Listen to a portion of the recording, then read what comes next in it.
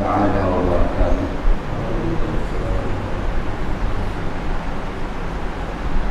الحمد لله رب العالمين، والصلاة والسلام على سيد الأنبياء والمرسلين وعلى آله وأصحابه أجمعين. أما بعد، فأعوذ بالله من الشيطان الرجيم. بسم الله الرحمن الرحيم.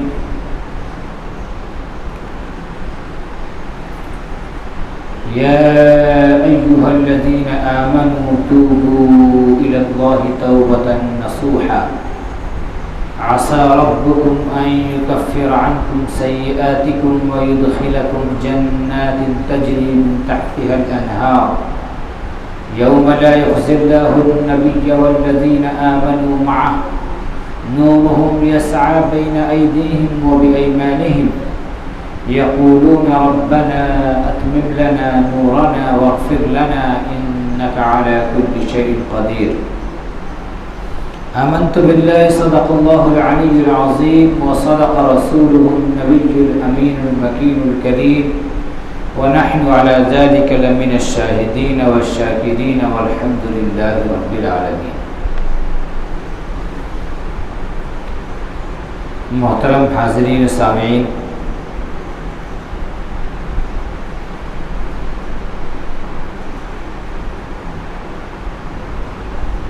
اللہ تبارک و تعالی نے کلام مجید میں ارشاد فرمایا، اے ایمان والو، اللہ کی بارگاہ میں سچی توبہ کرو، خالص توبہ کرو۔ اگر سچی توبہ کرو گے، خالص توبہ کرو گے اپنے رب کی بارگاہ میں، اپنے پروردگار کی بارگاہ میں، تو امید ہے کہ تمہارا پروردگار تمہارے گناہوں کو مٹا دے اور تم کو ایسی جنتوں میں داخل فرمائے جن کے نیچے نہریں بہہ رہی ہیں۔ اس دن تم کو جنت میں داخل فرمائے جس دن اللہ تبارک و تعالی اپنے پیارے نبی صلی اللہ تعالی علیہ وسلم کو اور ان کے ساتھ والوں کو رسوا نہیں کرے گا، نامراد نہیں کرے گا، اور ان کا نورهم یسعی بین ایدیہم و بایمانہم، ان کا نور ان کے سامنے اور ان کے دائیں گردش کر رہا ہوگا، اور جب وہ اس نور کی حالت میں اپنے آپ کو دیکھیں گے، نور کے حالے میں، نور کے سرکل میں اپنے آپ کو دیکھیں گے، نور سے گھرا ہوا جب وہ اپنے آپ کو دیکھیں گے، تو مولا کی بارگاہ میں انتہائی عاجزی کے ساتھ عرض کریں گے، ربنا، اے ہمارے پروردگار، اتمم لنا نورنا، ہمارے اس نور کو مکمل فرما۔ نور کو مکمل کرنے کا مطلب کیا ہے؟ نور کو مکمل کرنے کا مطلب یہ کہ مولا جب تک ہم نور والے گھر جنت میں داخل نہ ہو جائیں تب تک یہ نور ہمارا بجھے نہیں، یہ نور ہمارا ختم نہ ہو، کیونکہ ان کو اس وقت بھی ڈر لگا ہوگا کہیں یہ نور ختم نہ ہو جائے۔ مولا ہماری مغفرت فرما دے، ہمارے گناہوں کی بخشش فرما دے، انک علی کل شیء قدیر، بے شک تو ہر شے پر قادر ہے۔ اگرچہ ہمارے گناہ بہت زیادہ، اگرچہ ہماری خطائیں بے اندازہ، لیکن اس کے باوجود تیری رحمت کے سامنے، تیری رحمت کے سمندر کے سامنے ہمارا گناہ تو چاہے جتنا زیادہ ہو ایک قطرہ بھی نہیں ہے۔ جب ہمارے گناہوں کی حیثیت تیری رحمت کے سامنے ایک قطرہ بھی نہیں ہے، تو پھر مولا تو اپنی رحمت سے ہم کو حصہ عطا فرما۔ جب رمضان مبارک کا آغاز ہوا تھا، پہلا جمعہ آیا تھا، تو قرآن کریم کی میں نے تلاوت کی تھی، کہ یا ایھا الذین آمنوا کتب علیکم الصیام کما کتب علی الذین من قبلکم لعلکم تتقون، اے ایمان والو تم پر روزے فرض کیے گئے جس طرح سے کہ تم سے پہلے والوں پر فرض کیے گئے، لعلکم تتقون، تاکہ تقوی تمہاری زندگی کا حصہ بن جائے، تاکہ تم متقی بن جاؤ۔ اب جب کہ رمضان کا یہ آخری جمعہ ہے، آج جمعۃ الوداع ہے، رمضان المبارک کو ہم الوداع کہہ رہے ہیں۔ زندگی باقی رہی ہم میں سے جس کی اللہ نے حیات بخشی تو پھر رمضان سے ملاقات ہو، نیکیوں کا یہ موسم پھر آئے گا، لیکن نیکیوں کا یہ موسم کن کے لیے آئے گا یہ ہمیں پتہ نہیں ہے، اس لیے کہ ہمیں یہ معلوم نہیں ہے کہ ہم میں سے کون اگلے سال یہاں پر پھر سے موجود ہوگا اور کون اپنی آخری منزل میں جا چکا ہوگا، یہ ہمیں پتہ نہیں ہے۔ تو اب جب کہ رمضان کے آخری جمعہ میں ہم ہیں، قرآن کریم کا وہ مقصد جو تھا وہ مقصد ہمیں آواز دے رہا ہے کہ کیا وہ مقصد ہمیں حاصل ہوا، ہماری ٹریننگ کامیاب ہوئی، سکسیسفلی ہم نے ٹریننگ کا جو سیزن آیا تھا اس سیزن کو کلیئر کیا، اس کو کمپلیٹ کیا یا نہیں کیا۔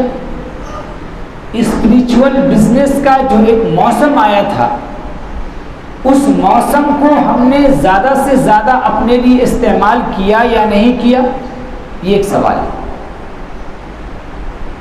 احادیث میں آتا ہے کہ اللہ کے نبی صلی اللہ تعالی علیہ وسلم نے ارشاد فرمایا، رمضان مبارک کے 3 عشرے ہیں۔ پہلے عشرے کے بارے میں آیا کہ اولہ رحمت،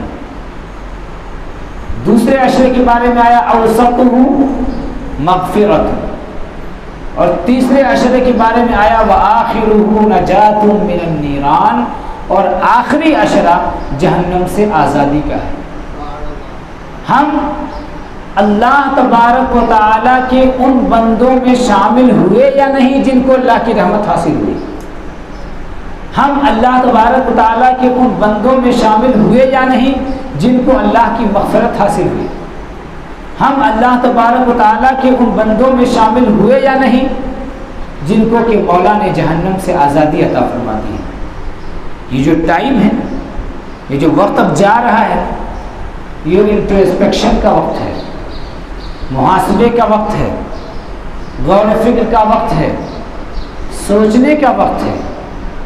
سوچنے کے بعد جو بھی رزلٹ آئے، جو بھی نتیجہ آئے، تو ابھی بھی آج 27ویں تاریخ ہے، 28 اور 29 2 دن ہمارے پاس کنفرم ہے، اور اگر اللہ تبارک و تعالیٰ کی رحمت وسیع ہوئی تو 30واں روزہ بھی ہمیں نصیب ہو انشاءاللہ۔ تو کم سے کم 2 روزے اور زیادہ سے زیادہ 3 روزے ابھی ہم کو مل سکتے ہیں، اور اللہ تبارک و تعالیٰ کی رحمت سے کوئی بعید نہیں۔ وہ بندہ جو اب تک جس کی مغفرت نہ ہوئی ہو، اگر اب بھی اللہ تبارک و تعالیٰ کی بارگاہ میں متوجہ ہو جائے اور اپنے آپ کو اس کے در پہ ڈال دے، اس کی بارگاہ میں گریہ وزاری کرے، تو کوئی بعید نہیں ہے کہ میرا مولا اس بندے کی مغفرت نہ فرمائے۔ انسان کو اپنے رب سے جو اس کا رشتہ ہے اس رشتے کو پہچاننے کی ضرورت ہے۔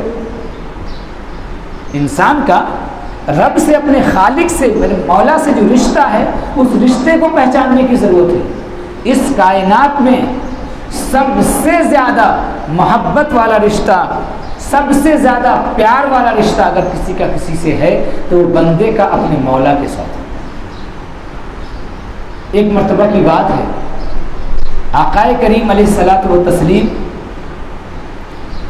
نے دیکھا کہ ایک عورت ہے، اس کا بچہ گم ہو گیا، اس کا بچہ گم ہو گیا ہے، اور وہ اپنے بچے کو دیوانہ وار ڈھونڈ رہی ہے، اپنے بچے کو وہ دیوانہ وار پاگلوں کی طرح ڈھونڈ رہی ہے، اور اسی دوران اس کا وہ بچہ مل گیا۔ اب آپ اندازہ کر سکتے ہیں کہ ایک ماں کو اس کا کھویا ہوا بچہ مل جائے تو اس کو کتنی زیادہ محبت ہوتی ہے۔ اندازہ نہیں کر سکتے ہم. ماں کے دل سے ہی پوچھ سکتے ہیں آپ کہ اسے کتنی زیادہ خوشی ہوئی ہے, کس قدر خوشی ہوئی ہے. جب اللہ کے نبی صلی اللہ تعالیٰ علیہ وسلم نے یہ منظر دیکھا تو سوچا کہ اپنے صحابہ کو ایک سبق کیوں نہ سکھا دیں. چنانچہ آپ نے صحابہ سے عرض کیا کہ اترون هذا الامہ, کیا تم اس ماں کو دیکھ رہے ہیں؟ صحابہ نے کہا یا رسول اللہ بلا شبہ دیکھ رہے ہیں. وہ اپنے بچے سے انتہا درجے کی محبت کا اظہار کر رہی ہے, اس کو اپنے سینے سے چمٹا رہی ہے, اس کا لاڈ و پیار کر رہی ہے. وہ اللہ کے نبی صلی اللہ تعالیٰ علیہ وسلم نے پوچھا صحابہ سے, اچھا یہ بتاؤ یہ جو بچہ ہے کیا اس بچے کو کبھی بھی ماں آگ میں ڈال سکتی ہے؟ اس بچے کو یہ ماں کبھی بھی آگ میں ڈال سکتی ہے؟ کیا اس کی یہ ہمت ہوگی, اس کی یہ جرت ہوگی, کیا یہ پسند کرے گی اس بات کو؟ صحابہ نے عرض کیا یا رسول اللہ ایسا کیسے ہو سکتا ہے؟ جس بچے کے لیے وہ بے قرار ہے اسی بچے کو وہ جہنم میں ڈال دے گی, ایسا کیسے ہو سکتا ہے یا رسول اللہ؟ اللہ کے نبی صلی اللہ تعالیٰ علیہ وسلم نے ارشاد فرمایا کہ اگر یہ بات سمجھ گئے ہو کہ یہ بچہ, اس بچے کو اس کی ماں جہنم میں نہیں ڈال سکتی, تو یہ یقین کر لو کہ اللہ تبارک و تعالیٰ اس ماں سے بھی زیادہ اپنے بندوں سے محبت فرمائے. اس ماں سے بھی زیادہ اللہ تبارک و تعالیٰ اپنے بندوں سے محبت فرمانے والا ہے. میرا رب اگر ہم اللہ کی فرما برداری کریں گے تو ہمیں کیوں جہنم میں ڈالے گا؟ اللہ تبارک و تعالیٰ ہمیں عذاب دے کے کیا کرے گا؟ قرآن کریم میں سورہ نساء میں تو اللہ نے فرمایا نا, ما یفعل اللہ بعذابکم ان شکرتم وآمنتم, اے میرے بندو اگر تم ایمان لے آؤ گے, تم میری شکر گزاری کرو گے, تو اللہ تم کو عذاب دے کے کیا کرے گا؟ اللہ تبارک و تعالیٰ تم کو عذاب دے کے کرے گا کیا؟ میرا رب اس کی رحمت تو آواز دے رہی ہے, اس کی رحمت اپنے بندوں کو آواز دے رہی ہے. کیسے آواز دیتی ہے؟ ایک واقعہ سناؤ حضرت موسیٰ علیہ الصلوۃ والتسلیم کا. حضرت موسیٰ علیہ الصلوۃ والتسلیم کہ جب اللہ تبارک و تعالیٰ سے ملاقات ہوئی, مناجات کے لیے, اللہ سے بات چیت کے لیے جب وہ گئے, تو مناجات میں اللہ تبارک و تعالیٰ نے جو بات فرمائی وہ بات یہ تھی کہ حضرت موسیٰ علیہ السلام نے پوچھا, مولا جو بندہ تیری بارگاہ میں جھکتا ہے تو اس کو کیا کہتا ہے, کیسے تو اس کو پکارتا ہے؟ اللہ تبارک و تعالیٰ نے فرمایا کہ جو بندہ میری بارگاہ میں سجدہ کرنے والا ہوتا ہے, میری بارگاہ میں رکوع کرنے والا ہوتا ہے, وہ جب مجھے پکارتا ہے تو میں اسے کہتا ہوں لبیک یا عبدی, لبیک یا عبدی, اے میرے بندے میں حاضر ہوں, میں حاضر ہوں. اللہ تبارک و تعالیٰ کی طرف سے یہ آواز آتی ہے اس بندے کی, لبیک یا عبدی. اللہ بہت خوش ہوتا ہے. اس کے بعد پھر حضرت موسیٰ علیہ السلام نے پوچھا کہ مولا لیکن وہ بندہ جو تیرا گنہگار ہے, تیری نافرمانی کرتا ہے, اگر وہ تجھے پکارتا ہے تو پھر تو اس کو کیسے آواز دیتا ہے؟ تو حضرت موسیٰ علیہ الصلوۃ والتسلیم سے اللہ تبارک و تعالیٰ نے فرمایا کہ جب نیک بندہ مجھے پکارتا ہے تو میں اسے ایک بار کہتا ہوں لبیک یا عبدی, اے میرے بندے حاضر ہوں. لیکن جب گنہگار بندہ مجھے پکارتا ہے تو میں 3 بار کہتا ہوں لبیک یا عبدی, لبیک یا عبدی, لبیک یا عبدی. اے میرے بندے میں حاضر ہوں, اے میرے بندے میں حاضر ہوں, اے میرے بندے میں حاضر ہوں. تم مجھ سے مغفرت مانگنے آئے ہو نا, اپنے گناہوں کی توبہ کے لیے آئے ہو نا, میری رحمت تیری طرف متوجہ ہے, بتا تو کیا چاہتا ہے؟ حضرت موسیٰ علیہ السلام نے عرض کی مولا ماجرا عجیب ہے, جو نیک بندہ ہے تو اسے ایک مرتبہ کہتا ہے لبیک یا عبدی, اور جو گناہگار ہے تو اس کے لیے کہتا ہے 3 مرتبہ لبیک یا عبدی. یہ کیا ماجرا ہے؟ ذرا تو اس کا راز تو کھول. تو حضرت موسیٰ علیہ الصلوۃ والتسلیم کی جانب اللہ تبارک و تعالیٰ کا فرمان آتا ہے کہ موسیٰ، جو بندہ رکوع کرتا ہے، جو بندہ سجدے کرتا ہے، جو بندہ پہلے سے عبادت گزار ہے، وہ مجھے پکارتا ہے نا، تو میں ایک بار لبیک یا عبدی اس لیے کہتا ہوں کیونکہ کہیں نہ کہیں اس کو اپنے عمل پر بھی بھروسہ ہوتا ہے، اس کے دل میں اپنے عمل کا کہیں نہ کہیں خیال ہوتا ہے کہ میں عمل کر رہا ہوں، میں اللہ کا نیک بندہ ہوں، لیکن جو گنہگار مجھے پکارتا ہے نا، تو اس کے سامنے کوئی سہارا نہیں ہوتا ہے، اس کے سامنے کوئی وسیلہ نہیں ہوتا ہے۔ وہ تو جب میری طرف متوجہ ہوتا ہے، تو جب سب ہر طرف سے دل اس کا ٹوٹ جاتا ہے، جب سارے لوگ اسے دھوکہ دے دیتے ہیں، یہ دنیا جب اس کو نقصان پہنچاتی ہے، جب دنیا سے ڈس لیا جاتا ہے، تب وہ بندہ میری طرف متوجہ ہوتا ہے اور ٹوٹے ہوئے دل کے ساتھ میری طرف متوجہ ہوتا ہے۔ اور ظاہر ہے کہ جس کا کوئی سہارا نہ ہو، اس کا سب سے بڑا سہارا کون ہے؟ اللہ وارث لمن لا وارث لہ، اللہ تبارک و تعالیٰ اس کا وارث ہے جس کا کوئی وارث نہیں، اللہ اس کا سہارا ہے جس کا کوئی سہارا نہیں۔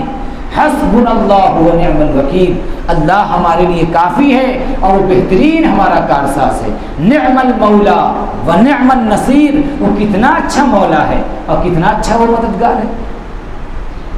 اللہ تبارک و تعالیٰ کی رحمت اپنے بندوں کو ایسے پکار رہی ہے، لیکن افسوس یہ ہے کہ رب تعالیٰ کی طرف سے لبیک یا عبدی، لبیک یا عبدی کی صدا آ رہی ہے۔ اللہ تبارک و تعالیٰ اپنے بندوں کو ندا دے رہا ہے، لیکن بندوں کی طرف سے لبیک اللہم لبیک، لبیک اللہم لبیک، لبیک اللہم لبیک کی صدا نہیں آ رہی ہے۔ بندہ اپنے رب کی بارگاہ میں اپنی حاضری کیوں نہیں پیش کر رہا ہے؟ رمضان کا مہینہ گزر گیا، آیا رمضان، جن کو رحمتیں ملنی تھی ان کو رحمتیں مل گئی، ہمیں رحمت ملی یا نہیں؟ ہمیں مغفرت ملی یا نہیں؟ ہمیں جہنم سے آزادی ملی یا نہیں؟ یہ سب سے بڑا سوال۔ ابھی بھی وقت ہے کہ انسان اپنے رب کی طرف متوجہ ہو جائے۔ یقین جانیے، یہ نہ سوچیے گا کبھی بھی کہ رمضان میں ہی اللہ تبارک و تعالیٰ کی رحمت ہوتی ہے۔ رب تعالیٰ کی رحمت ہر اس وقت موجود ہے جس وقت بندہ اپنے رب کی طرف متوجہ ہو جائے، جس لمحے بندہ اپنے رب کی طرف متوجہ ہو جائے، جس رات میں بندہ اپنے رب کی طرف متوجہ ہو جائے، زندگی کے جس پل میں بندہ اپنے رب کی طرف متوجہ ہو جائے، اسی پل میں اللہ کی رحمت اسے اپنی آغوش میں لے لے گی، اپنی رحمتوں کی چادر میں اسے ڈھانپ لے گی۔ اللہ تبارک و تعالیٰ کتنا مہربان ہے اور اس کی رحمت کیسے آواز دے رہی ہے۔ حضرت خواجہ ابو سعید ابو الخیر رحمۃ اللہ تعالیٰ علیہ عظیم بزرگوں میں گزرے ہیں 5ویں صدی ہجری کے، انہوں نے اللہ تبارک و تعالیٰ کی رحمت کی عکاسی کرتے ہوئے، اس کا منظر کھینچتے ہوئے، اللہ تبارک و تعالیٰ کی رحمت کو بیان کرتے ہوئے کہ گویا رب تعالیٰ کی رحمت ہمیں کیا کہہ رہی ہے، وہ کہتے ہیں باز آ باز آ، ہر آنچ ہستی باز آ، لوٹ آؤ لوٹ آؤ، تم جو کچھ بھی ہے لوٹ آؤ، لوٹ آؤ لوٹ آؤ، تم جو کچھ بھی ہو لوٹ آؤ، گر کافر ہو گبر و بت پرستی باز آ، اگر تم کافر ہو، آپ کو پوجنے والے ہو، بت پرستی کرنے والے ہو، کچھ بھی کرنے والے ہو، میری بارگاہ میں لوٹ کر کے آ جاؤ، اس لیے کہ درگاہ ماں درگاہ نا امیدی نیست، میری بارگاہ نا امیدی کی بارگاہ نہیں ہے، میری بارگاہ سے مایوس ایمان والے نہیں ہوتے ہیں، میرے بندے ہوتے ہی نہیں ہیں۔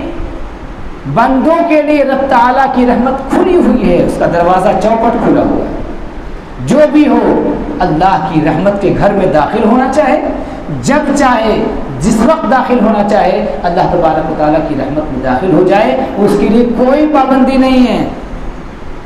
رب تعالیٰ کی رحمت اپنے بندوں کو آواز دے رہی ہے۔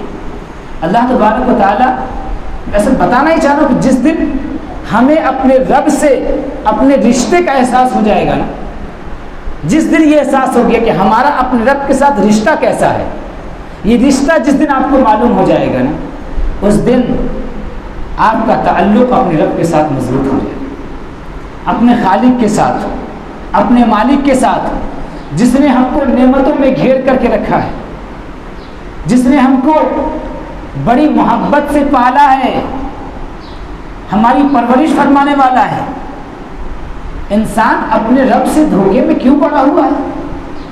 قرآن نے کیا آواز دی؟ قرآن فرماتا ہے یا ایھا الانسان ما غرک بربک الکریم، اے انسان تم کو تمہارے کریم رب کے حوالے سے کس چیز نے غفلت میں ڈال دیا، کس چیز نے دھوکے میں ڈال دیا؟ جس نے تم کو پیدا کیا، تم کو اچھا انسان بنایا، اچھے اعضاء کے ساتھ، اچھے آرگنس کے ساتھ، تم کو اچھا اور برا راستہ بتایا، وہ رب جو تم کو نعمتوں میں گھیرے ہوئے ہے، اس رب سے دور کیوں ہوئے جا رہے ہو؟ اپنے رب کی طرف ہم لوگ لوٹ چلے، اپنے معبود کی طرف ہم لوگ لوٹ چلے۔ ہم لوگ ایسے ہیں جیسے کہ کوئی غلام اپنے آقا کے پاس سے بھاگ جائے، غلام اپنے آقا کے پاس سے بھاگ جائے، اور آقا جب مہربان ہوتا ہے تو کیا ہوتا ہے؟ وہ غلام جب لوٹ کر کے آتا ہے تو آقا اسے پھر سے قبول کر لیتا ہے۔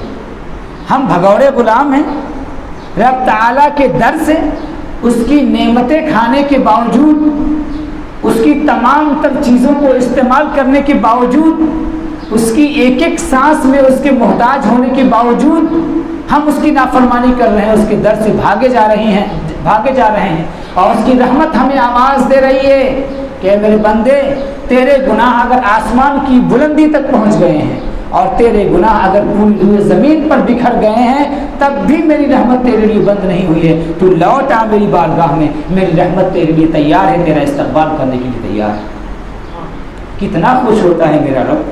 ایک حدیث سناؤں آپ کو، اللہ کے رسول صلی اللہ تعالی علیہ وسلم نے کتنی پیاری مثال بیان فرمائی ہے۔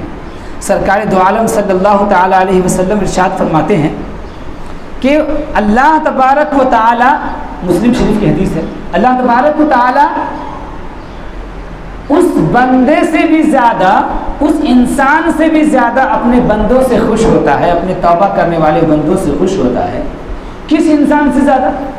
کہ جو انسان اپنی سواری پر بیٹھ کر کے ایک صحرا میں نکلا جہاں کچھ نہیں، سخت گرمی کا زمانہ ہے، اسی پر اس کا کھانا پانی بھی رکھا ہوا، راستے کا توشہ بھی ہے اس کا، وہ نکلا سفر پہ، اور اسے ایک درخت نظر آیا، گرمی سخت تھی، سوچا ذرا ٹھہر کر آرام کر لوں، چنانچہ اس نے وہیں پر ٹیک لگایا، تھکا ہوا انسان تھا، آنکھ لگ گئی، اور اس کے بعد جیسے ہی آنکھ لگی، اس کی یہ سواری جو ہے اس کے ساز و سامان کے ساتھ چل پڑی، اور وہ کہیں چلی گئی۔ جب اس کی آنکھ کھلتی ہے تو دیکھتا ہے کہ سواری تو میری موجود نہیں ہے۔ اب وہ پریشان ہو جاتا ہے، سوچتا ہے کہ اب موت کے سوا کیا انجام ہے یہاں پر، چونکہ یہاں دور دراز تک کسی آدمی کا نام و نشان نہیں، پانی کا نام و نشان نہیں، کھانے کی چیزوں کا کوئی وجود نہیں، ظاہر ہے کہ میں جو ہے بھوکا پیاسا یہاں پر اس سخت گرمی کے اندر میں مر جاؤں گا۔ چنانچہ وہ مرنے کے لیے اس انتظار میں کہ مرنا ہی ہے، چلو لیٹ جاتے ہیں، اب جو ہوگا دیکھا جائے گا، وہ لیٹ جاتا ہے۔ اس کے بعد پھر اچانک جب اس کی آنکھ کھلتی ہے تو کیا دیکھتا ہے کہ اس کی جو اونٹنی ہے وہ اپنے ساز و سامان کے ساتھ اس کے پاس موجود ہے۔ سوچئے، جو انسان زندگی سے مایوس ہو گیا ہو اور اسے اچانک زندگی کی امید کی کرن پھوٹ جائے تو اس کے اندر کتنی زیادہ خوشی ہوگی۔ وہ اتنا زیادہ خوش ہوا کہ جوش میں آ کر کے اس نے ایک جملہ کہا۔ کیا کہا اس نے کہا اللہم انت عبدی وانا ربک، اے اللہ تو میرا بندہ ہے اور میں تیرا رب۔ خوشی کی وجہ سے اسے ہوش ہی نہیں رہا کہ میری زبان سے نکل کیا رہا ہے، میں کہیں الٹی بات تو نہیں بول رہا ہوں۔ خوشی کی شدت کی وجہ سے، خوشی کی زیادتی کی وجہ سے اس کی زبان سے نکلا اللہم انت عبدی وانا ربک، اے اللہ تو میرا بندہ ہے اور میں تیرا رب ہوں۔ اللہ کے رسول صلی اللہ علیہ وسلم ارشاد فرماتے ہیں کہ وہ بندہ حد سے زیادہ خوش ہو جانے کی وجہ سے غلطی کر گیا، اس کی زبان سے غلط لفظ نکل گیا، تو اندازہ کیجئے کہ وہ کتنا زیادہ خوش تھا کہ اسے اپنے آپ پہ کنٹرول نہیں ہو پایا، اسے یہ بھی احساس نہیں رہا کہ میری زبان سے نکل کیا رہا ہے، گویا وہ ایک عجیب و غریب حالت میں چلا گیا خوشی کی وجہ سے۔ اللہ کے رسول صلی اللہ تعالی علیہ وسلم ارشاد فرماتے ہیں کہ اللہ تبارک و تعالی اپنے بندے سے اس انسان سے بھی زیادہ خوش ہوتا ہے جب وہ اللہ کی بارگاہ میں توبہ استغفار کرتا ہے. اور انسان کا طریقہ کار ہونا کیا چاہیے؟ انسان کا طریقہ کار تو یہ ہونا چاہیے کہ وہ لاکھ گنہگار ہو لیکن کبھی بھی اپنے رب کی رحمت سے مایوس نہ ہو، کبھی بھی مایوس نہ ہو. بزرگان دین سے ایک جملہ آیا ہے، اللہ کے کسی ایک نیک بندے نے رب تعالیٰ کی بارگاہ میں مناجات کرتے ہوئے دعا کرتے ہوئے عرض کی. اس نے کہا یا ربی انا انا و انت انت، اے مولا میں تو جو ہوں وہ تو ہوں ہی، میں گنہگار ہوں ساری دنیا جانتی، تو جو میری عادت ہے وہ تو ہے ہی. میری عادت کیا ہے؟ گناہ کرنا. وہ انت انت، اور تو جو ہے وہ تو تیرا رتبہ وہ تو ہے ہی اپنی جگہ، تیری شان تو اپنی جگہ ہے ہی. میں اپنی صفت کے ساتھ اور تو اپنی صفت کے ساتھ. میری صفت ہے خطا کرنا اور تیری صفت کیا ہے؟ خطاؤں کی مغفرت کرنا. تو خطاؤں کی مغفرت فرمانے والا ہے مولا. انت انت انا العواد الى الذنوب، میں بار بار گناہ کرنے والا ہوں. وانت العواد الى المغفرہ، اور تو بار بار مغفرت فرمانے والا ہے، بار بار مغفرت فرمانے والا ہے. اس کے بعد وہ کہتا ہے اے مولا تم اپنے فضل کے مطابق میرے ساتھ معاملہ کرنا، اپنے عدل کے مطابق نہیں، کیونکہ عدل کے مطابق اگر تو نے معاملہ کیا پھر تو میں پھنس جاؤں گا، میری نیا پار نہ لگ سکے گی.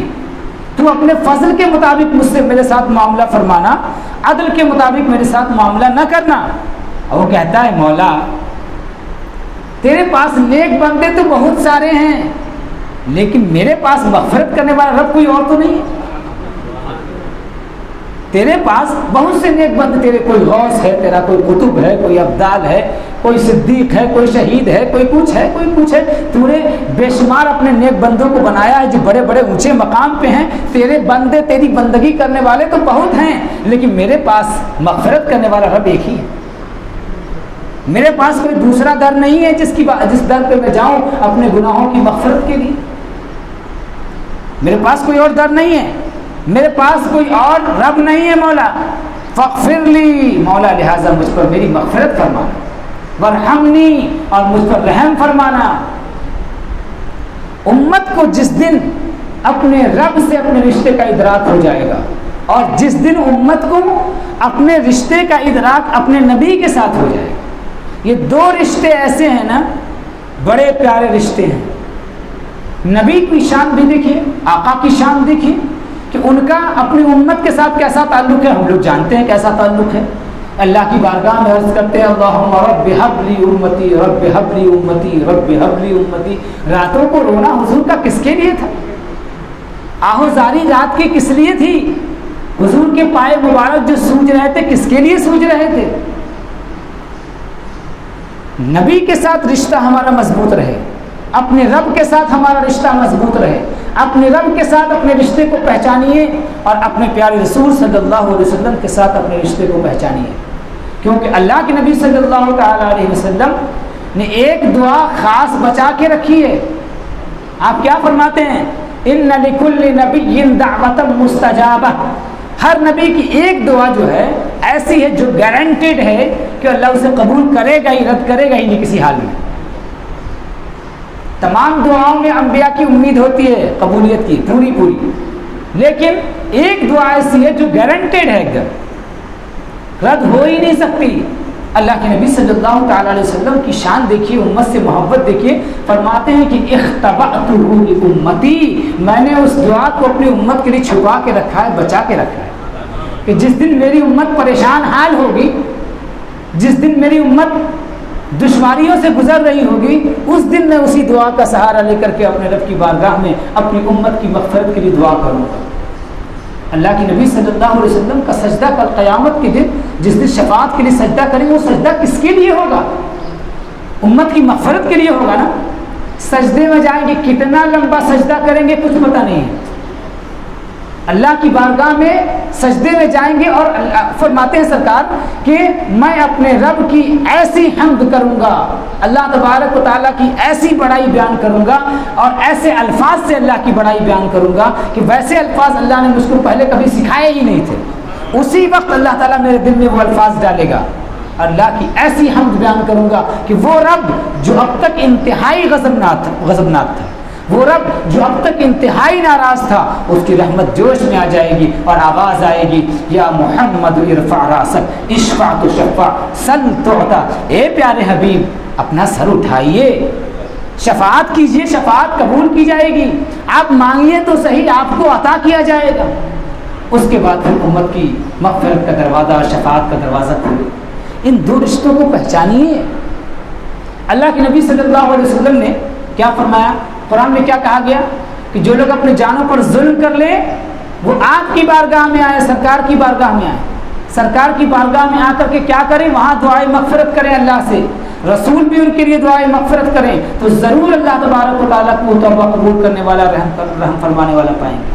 پتہ کیا چلا کہ اگر جس کو حاضری نصیب ہو وہ حاضر ہو جائے سرکار کی بارگاہ میں، اگر حاضری نصیب نہ ہو ظاہر میں تو عالم روحانیت میں آپ اللہ کے رسول صلی اللہ علیہ وسلم کی بارگاہ میں حاضر ہو جائیے۔ تصور کر لیجئے کہ میں اپنے آقا کی بارگاہ میں حاضر ہوں اور اپنے گناہوں کی مغفرت طلب کر رہا ہوں۔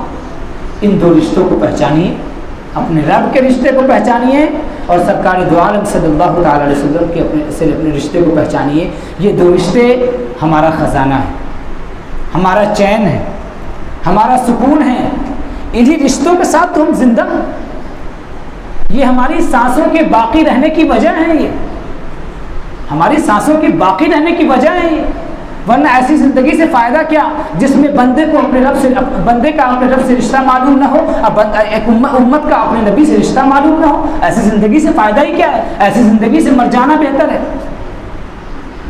یہ رمضان کا مہینہ ہم سے گزر رہا ہے، اس رشتے کو پہچانتے ہوئے اپنے رب کی بارگاہ میں ہم سب لوٹیں، گڑ گڑائیں، اس رشتے کے احساس کے ساتھ گڑ گڑائیں جس کا میں نے ذکر کیا ہے، اور اپنے نبی صلی اللہ تعالی علیہ وسلم کا وسیلہ لگا دیں۔ اللہ کی بارگاہ میں جب دعا کر رہے ہوں تو عرض کرے مولا اپنے محبوب کے صدقے میں، اپنے پیاروں کے صدقے میں، اور اس کے بعد اللہ تبارک و تعالیٰ کی رحمت کو اپنی طرف متوجہ کرنے کی کوشش کریں۔ ضرور اللہ تبارک و تعالیٰ کی رحمت ہماری طرف متوجہ ہوگی، ہمیں اپنے آغوش میں لے لے گی اور ہم ان بندوں میں شامل ہو جائیں گے جو کہ اللہ تبارک و تعالیٰ کے آزاد کردہ بنتے ہیں۔ اللہ تبارک و تعالیٰ کی بارگاہ میں دست دعا ہوں کہ مولا ہمیں سچی توبہ کی توفیق عطا فرمائے، ہماری مغفرت فرمائے اور ہمیں صراط مستقیم پر گامزن رہنے کی توفیق عطا فرمائے، رمضان کے بچے ہوئے ایام سے زیادہ فیض اٹھانے کی توفیق عطا فرمائے۔ اقول قولی ھذا واستغفر اللہ